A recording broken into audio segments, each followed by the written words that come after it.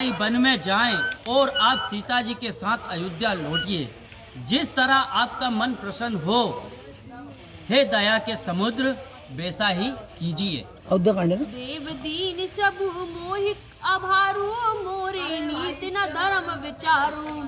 कयब स्वार्थ प्रिय भक्तों, जय सीताराम जी की। आप श्रवण कर रहे हैं रामचरितमानस अयोध्या कांड, दुआ क्रमांक 268 से आगे। तो सब सिर पर दे दिया है। मुझे नीति और धर्म का लेस भी विचार नहीं है। मैं जो कुछ कहता हूँ अपने स्वरवश कहता हूँ, अत्र के चित्त में ज्ञान नहीं रहता। उत्तर देव सुनि स्वामी रजाही, सो सेवकुल की लाज लजाही।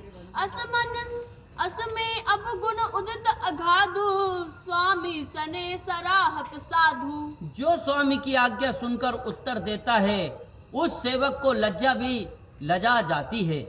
ऐसा मैं अब गुणों का समुद्र हूँ और स्वामी मेरी साधुता और स्नेह की प्रशंसा ही करते हैं। प्रिय भक्तों, जय सीताराम जी की। आप श्रवण कर रहे हैं रामचरितमानस अयोध्या कांड, दोहा क्रमांक 268 से आगे। अर्थ सहित। सपत कहऊ सती भयहु, जग मंगल हित एक उपाहु। अब हमको वही मत अच्छा लगता है कि जिससे स्वामी किसी प्रकार मन में संकोच ना पा। मुझे आपकी शपथ है, मैं सत्य कहता हूँ कि जगत में मंगल के लिए केवल एक ही यही उपाय है। प्रभु प्रसन्न मन सकुच तजि रामा, जो जेहि आयुष देव सिया रामा। सो सिर धरी धरी कर करई सब रामा, मीट अनट मिटय अनट अवरेट सिया रामा। मंगल भवन अमंगल हारी, द्रवहु सुदशरथ अजिर बिहारी। महावीर बिन बहु हनुमाना, राम जास जसु आप बखाना। आप प्रसन्नचित्त हो, जिसे जो आज्ञा दे वह उसी को सिर पर चढ़ाकर करेगा। हे प्रभु, इसी से सब कलेश मिट जाएगा। भरत वचन सुचि सुनी हर्षे, साधु सराहे सुमन सुर वर्षे। असमंजस बस अवध निवासी, प्रमुदित मन तापस बनवासी। भरत के ऐसे पवित्र वचन सुन देवता साधुवाद दा प्रसन्न हो फूल बरसाने लगे। अयोध्यावासी दुविधा में पड़ गए तथा तपस्वी और वनवासी मन में बड़े प्रसन्न हुए। चुप ही रहे रघुनाथ सकोची, प्रभु गति देखी सभा सब सोची। जनक दूत ते ही अवसर आए, सुनि वशिष्ठ मुनि वशिष्ठ सुनि बेग बुलाए। किंतु श्री राम जी संकोच के मारे चुप रह गए। तब मन की गति देख सभा के लोग चिंतित हो गए। उसी समय राजा जनक के दूत आए तो वशिष्ठ मुनि ने तुरंत ही उन्हें बुला लिया। करि प्रणाम तिन रामु निहारे, वेश देख भय निपट दुखारे। दूतन मुनिवर बूझे बाता, कयहु बिदा भूप कुशलाता। उन्होंने प्रणाम कर राम जी का दर्शन किया तो वेश देख अत्यंत दुखित हुए। तब वशिष्ठ जी दूतों से ये पूछा कि राजा जनक की कुशल कहो। सुनि सकुचाहि नाई महिमा था, बोले चरबर जोरे हाथा। भूजप राउर सादर साई, कुशल हेतु सो भयहु गोसाई। तब वे दूत सकुचाकर धरती की ओर सिर झुका हाथ जोड़कर बोले कि हे नाथ, आप कुशल पूछना उचित है, पर कुशल का कारण तो समाप्त हो चुका है। नाहिता कौशल नाथ की रामा, सात कुशल गई नाथ सिया रामा। मिथिला अवध विशिद दे रामा, जगु सब भयहु अनाथ सिया रामा। और मंगल भवन अमंगल हारी, द्रवहु सुदशरथ अजिर बिहारी। महावीर बिन बहु हनुमाना, राम जास जसु आप बखाना। हे नहीं तो हे नाथ, कुशल तो कौशल नरेश के साथ चली गई। सारा जगत अनाथ हो गया और अयोध्या से मिथिला तो और भी अधिक अनाथ हो गई।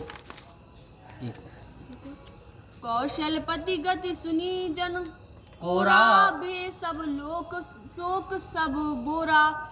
जेहि देखे तेहि समय विदेहु नाम सत्य असला गनक्की हूँ। कौशलपति की यह दशा सुनकर जनक जी और उनके साथ के लोग शोकवश बवले हो गए। उस समय जिन्होंने राजा विदेह को देखा उन लोगों का उनका विदेह नाम सत्य न लगा। रानी कुचाली सुनत नर पालही सूजन कछु जस मन बिनु ब्यालही भरत राज रघुवर बनवासु बा मितले सही हृदय हराशु। रानी केकई के कुचल सुनते ही राजा ऐसे विकल हो गए जैसे मणि बिना सर्प की दशा होती है। भरत को राज्य और राम जी को वनवास, ये सुन राजा जनक के मन में बड़ा कलेश हुआ। निप बूझे बुध सचिव समाजू कयो विचारी उचित का आजू समुझई अवध असमंजस दोहु चलहि गिरह ना कहो कछु कोहू। राजा ने अपने मंत्रियों को बुलाकर पूछा कि कहो आज क्या करना उचित है। राजा के वचन सुन दोनों और असमंजस समझ कोई चलने या रहने के लिए ना कह सका। निपहि धीर धरी हृदय विचारी पटे अवध चतुर चर चारी बूझे भरत सती भयहु कुभाऊ आयहु बेग न होई लखाऊ। तब राजा जनक के धीरज धर विचार करके 4 दूतों को भेजा और कहा कि तुम भरत के भाव का निश्चय करके शीघ्र आना, परंतु लखाई न पड़ता। गए अवध चर भरत गति रामा बूझे देगी कर तु दिसिया रामा चले चित्रकूट बरुदुरामा 4 चले तेरु हुति सिया रामा। और मंगल भवन अमंगल हारी द्रवहु सुदशरथ अजिर बिहारी महावीर बिन बहु हनुमाना राम जास जसो आप बखाना। तब वे दूत अयोध्या गए और भरत का व्यवहार देखे। जब भरत जी चित्रकूट चले तो वे दूत तिरहों को चले आए।